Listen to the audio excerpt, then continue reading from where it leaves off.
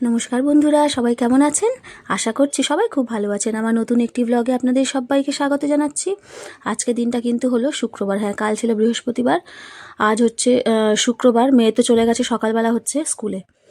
মেয়ে স্কুলে চলে গেছে, আর এদিকে দুধ ফুদ মানে জাল দিয়ে ওকে টিফিন করে ওকে স্কুলে পাঠিয়ে দিয়েছি। সকালবেলা দেখো এখানে আমি করব একটু গোলা রুটি।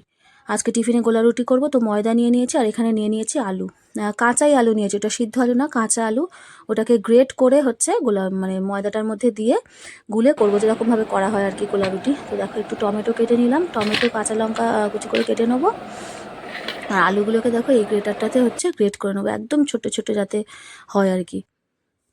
তো ভালো করে গ্রেট করে নিচ্ছি। এই আলু দিয়ে গোলা রুটিটা কিন্তু খেতে বেশ ভালো লাগে। মানে কোনো তরকারি কিচ্ছু লাগে না এর সাথে, শুধুই ওই আলুর সাথে মানে আলু দিয়ে গোলা রুটিটা বানালে না দারুণ লাগে খেতে। এতে অন্য কোনো সবজিও চাইলে ইউজ করা যায়, যে কোনো সবজি ইউজ করা যায়। তো আমি এখানে শুধু টমেটো আর কাঁচা লঙ্কাই দিচ্ছি, আর আলু, এই যে আলুটা একদম ছোট ছোট গ্রেট হয়ে গেছে।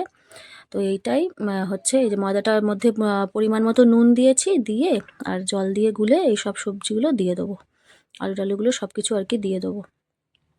তো কাঁচা লঙ্কাটা ফার্স্টে মেশাবো না, আগে হচ্ছে আলু আর টমেটো দিয়ে ভালো করে গুলে নেব, তারপরে হচ্ছে কাঁচা লঙ্কা দিয়ে চামচ দিয়ে ঘেটে দেবো। কারণ কাঁচা লঙ্কা দিলে তো আবার দিয়ে মানে হাত দিয়ে মাখতে পারবো না, তখন আবার হাত জ্বালা করবে। তো যেহেতু কাঁচা লঙ্কাতে আমার হাত জ্বলে, তো সেই কারণে হচ্ছে এই যে দিয়ে ভালো করে গুলে নিলাম, নিয়ে হচ্ছে এই যে গোলা রুটি বানাচ্ছি। এটা কিন্তু দারুণ টেস্টি হয় খেতে, সস দিয়ে খাওয়া। আমি তো সস খাই না, যেহেতু আমার সস খেতে একদমই ভালো লাগে না। টমেটো সস যেটা হয় আর কি, সব অনেকে এটা দিয়ে খায়, চপ টপ দিয়ে বা কোনো কাটলেট দিয়ে খায়, আমি কিন্তু সস একদমই খাই না।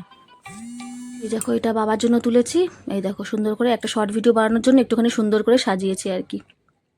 তো এই হচ্ছে রুটি আমার তৈরি, কারণ সকালে টিফিন হচ্ছে আজকের হয়ে গেছে, আর আজ কিন্তু হচ্ছে একাদশী, তো সুতরাং এই যে শুধু টিফিনটাই কিন্তু বানিয়েছি সকালে। তো এই টিফিন খাওয়া হয়ে যাবে। আর দেখো ঝমঝম করে একদম বৃষ্টি নেমেছে, মানে বৃষ্টিটা এসছে একদম জোরসে, ফাটাস করে একদম একদম বৃষ্টিটা চলে এসছে। আর এই দেখো এই দিয়ে, এটা হচ্ছে আমার বাড়ির পেছন দিকটা, আকাশ একদম মেঘ করে আছে আর বৃষ্টি পড়ছে। আর আমাদের পেছনের বাড়ি এই রিয়াদের দেখো কলা গাছে কি সুন্দর লাগছে দেখতে, কলার কাতিটা হয়ে আছে পুরো, কলা গাছে একদম মানে ভরে গেছে। একটা গাছ থেকেই কতগুলো গাছ হয়, কলা গাছ না, একটা গাছ বসালে সেখান থেকে 5টা 6টা গাছ হয়, একদম পুরো বাগান হয়ে যাবে।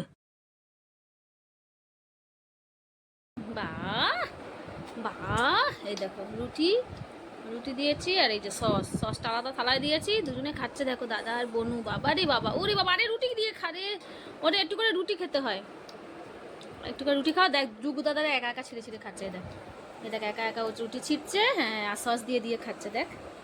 তুমিও খাবে একা একা? আচ্ছা না দাঁড়াও, হ্যাঁ ছিঁড়ে নাও, হ্যাঁ খাও।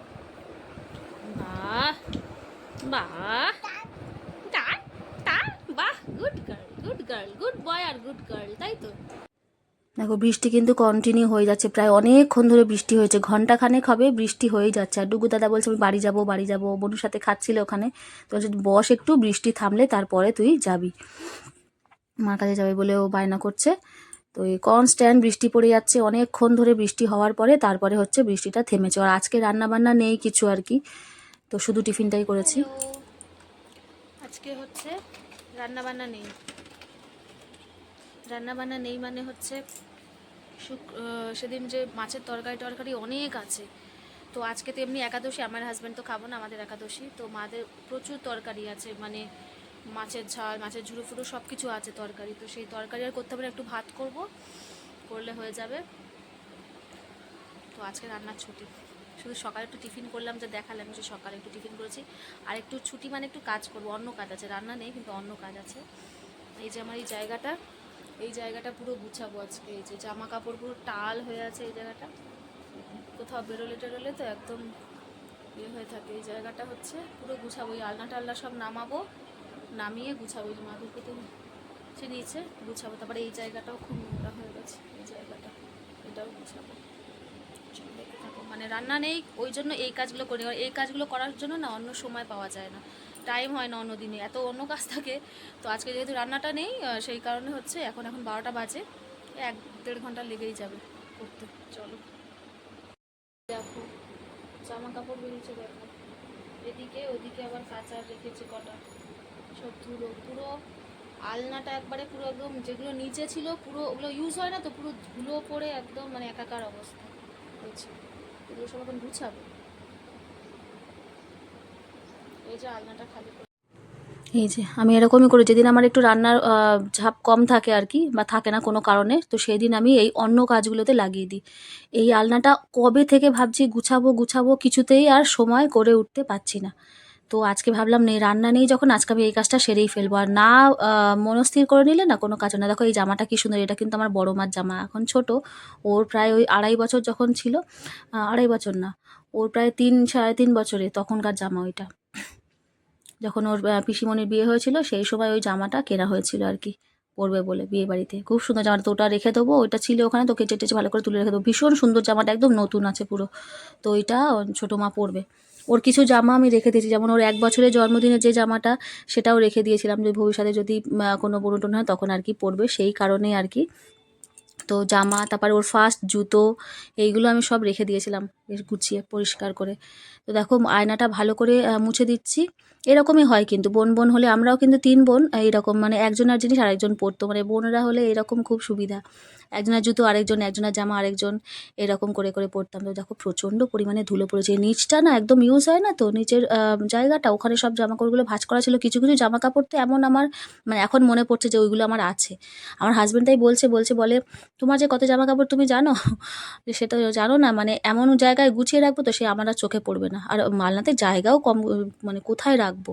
তো গুছিয়ে ওই নিচটাতে রেখেছি, সেইগুলো আমার এখন মানে পরিষ্কার করতে গিয়ে চোখে পড়েছে, তো সেইগুলো সব কাচার জন্য রেখে দিয়েছি আর কি, মানে বার করে দিয়েছি, এক টাল কাঁচা বেরিয়েছে।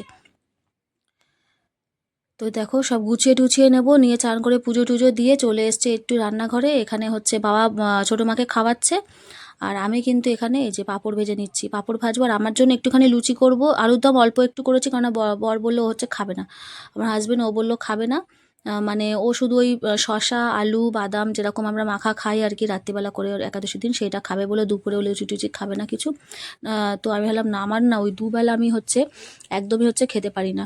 তো সেই কারণে ভাবলাম যে একবেলা এটা খাই, আর ওবেলা তো রাত্রিবেলা তো সে আমাকে খেতেই হবে ওইটা। তো সেই কারণে এখানে লুচি নিয়ে নিয়েছি একটুখানি, আর এই যে আলুর দম নিয়েছি একটু।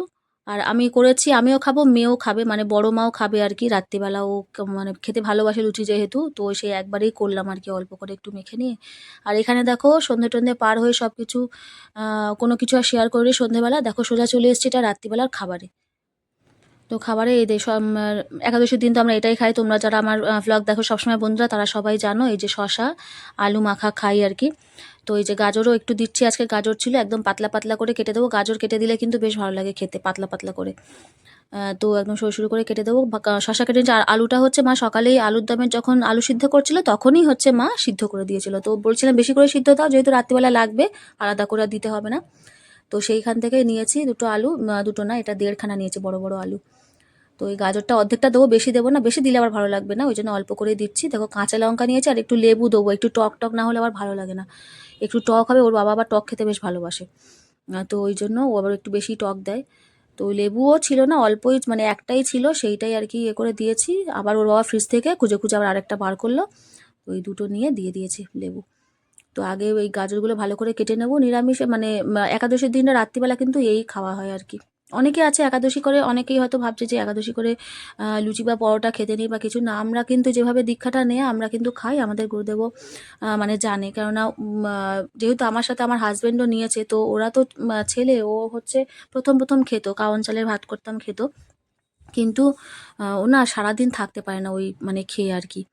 তো সেই কারণেই ওই পরোটা মরোটা করা, তো আজকে ওর ইচ্ছা হয়নি আর খাওয়ার।